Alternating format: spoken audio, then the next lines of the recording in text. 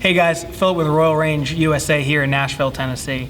As you can tell by the caption, today we are doing a 1,000 round torture test on the GLOCK 19 Gen 5.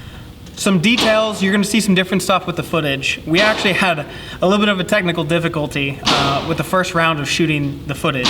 Our microphone battery died, so the original footage, the microphone cut out and you can't really hear. So what we're going to do is just kind of explain some of the details, we're going to shoot it and then kind of have an explanation of how it shot and take a look at the actual gun afterwards. So some of the details, we've already put around 1,300 rounds through this gun before we ever started this 1,000 round torture test. We got it out of the box when we received it in. Of course, we did the review, we disassembled it, we looked at it, we slapped it all back together, and in that review, I think we probably shot the gun 200 to 300 times that day. We then proceeded to put it into a block of water, freeze it, break it out of that block of ice with a hammer, melt all the ice off of it, and then we probably shot the customers that came in. We kind of had it open to the public where they could come in and test fire the gun. This is one of our range guns that we actually have here at Royal Range. So if you're wanting to come in and test fire it, come visit us. But we probably had another 1,000 rounds or more put through this gun just in test firing it. We have not put a single drop of oil through this gun. Literally took it out of the box, shot it, froze it, shot it some more. And then we proceeded to do our entire torture test on this gun with not a single drop of oil. So really kind of putting it through its ringer. The ammunition that we're shooting is a combination of two different ammos. So kind of mixing it up right in the middle of in the different magazines that we're putting through it. One of which is a remanufactured ammunition. So once fired brass and then remanufactured. We've had pretty good success with it in the past. We don't have a lot of difficulties and it performed pretty well. And the other ammunition that we shot through it was CCI Blazer brass, I believe. We use a variety of different magazines. We use 33 round stick mags, and these are GLOCK manufactured magazines. We of course use the Gen 5 17 and 19 magazines, and then a variety of different 19 and 17 Gen 4 and maybe even earlier magazines. Didn't have too many problems with it, and the gun shot pretty well. We'll go ahead and start the video and add little captions of what's going on in the actual shooting process, and then when we're done, we'll take a look at the internals of the gun and kind of how it performed.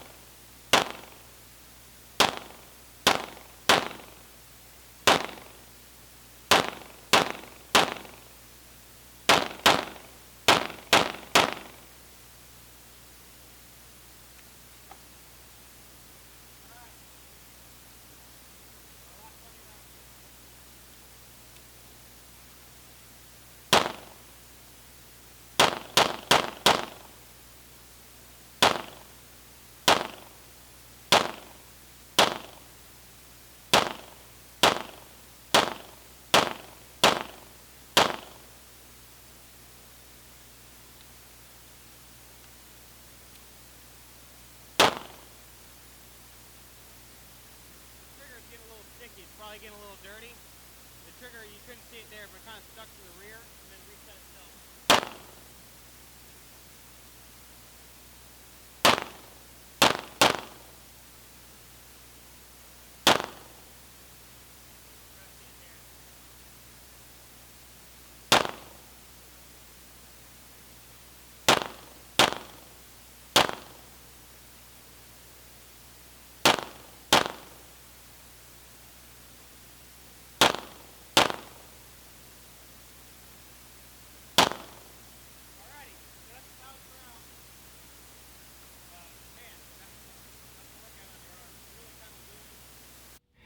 All right, so we just got done looking at the video of us actually putting the gun through the 1,000 round test. Keep in mind, like we said before, with that 1,000 rounds, we're probably at a round count of 23 to 2,400 rounds.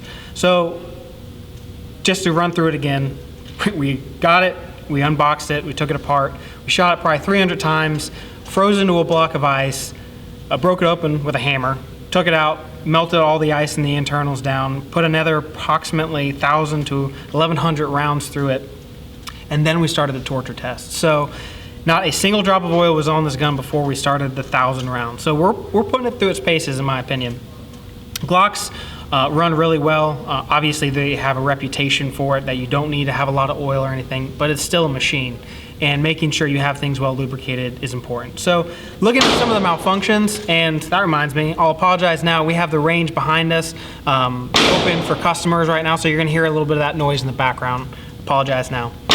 But looking at some of the malfunctions that happened during the test, truly I attribute those to kind of user error, because you kind of lose, I don't want to say we lost discipline in shooting it, because we were safe, we're making sure that we followed everything to keep everyone safe on the range. But those fine motor skills, when you shoot that many rounds repetitively, one after another, it actually is pretty taxing on your forearms, and you could see all of us kind of getting wore out, switching hands, and then switching shooters. So when that happens, you're not really focusing on getting on the trigger properly. You're just yanking on that thing to keep it running and to keep sending lead down range.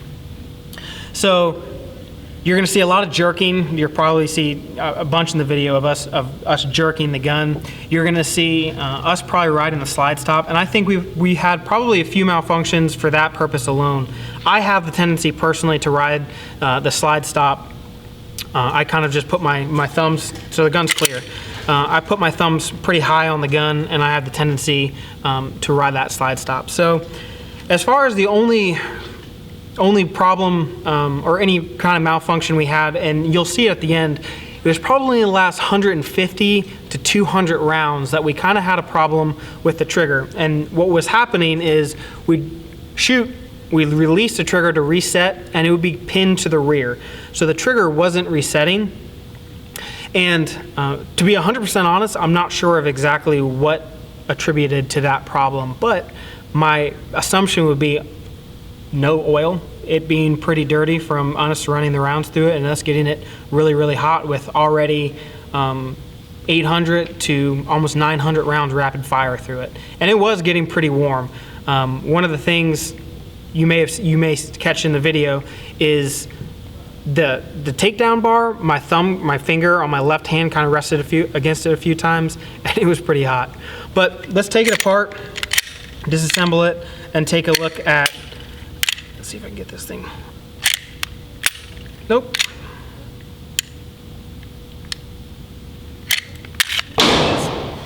All right, so as far as looking at the internals of this thing, you can see some dirt and grime, obviously, 2,500 rounds through it, and it's getting some good grime in there. As far as wear and tear, there really isn't much. The polymer looks perfect. There's no deformation, there's no heat marks to it.